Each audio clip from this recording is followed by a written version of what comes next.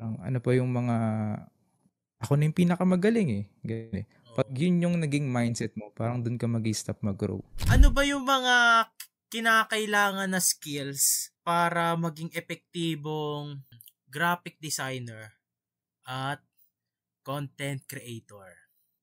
Ayun, actually ngayon na-realize ko lang 'to lately pero kailangan matuto kang mag-adapt. Kailangan matuto hindi ka dapat mag-stop sa earning. Kumbaga ito, parang naging ano ko na rin siya na ayoko yung maging top one.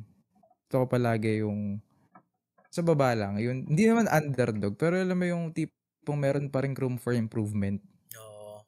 Kasi 'pag feel mo na ikaw na yung pinakamagaling, ikaw na yung pinaka-ano, alam mo yun, alpha ba yung term dun?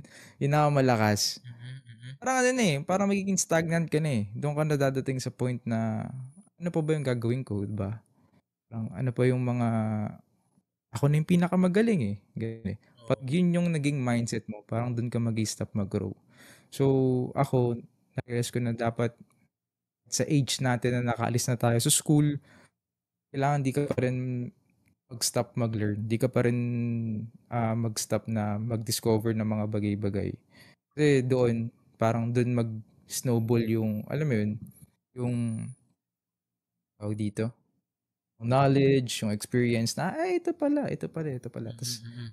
alam mo yun, parang mas lalawak pa yung pananaw mo general. So, gano'n din sa graphic design. Kasi lalong-lalo na yung graphic design, connected siya sa ano, eh, digital, eh. So, Oo. kailangan ano ka, stay updated sa mga bago. So, hindi ka dapat mag-stop matuto ng mga bagay-bagay kasi at the end of the day, tuloy-tuloy yan mag-upgrade, eh. Kasi kasama yan sa tech, sa digital, and gano'n din.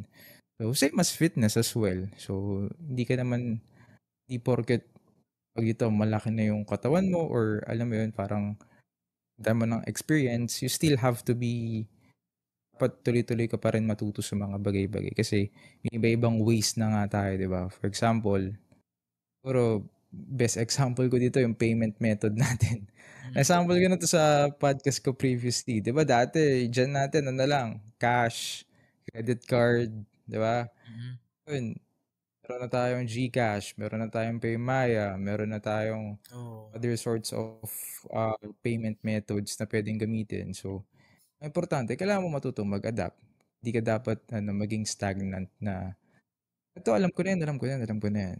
Pero at the end of the day, yun pala lalo mo lang pinu-pull back yung sarili mo pabalik. Ganun. So, gano'n.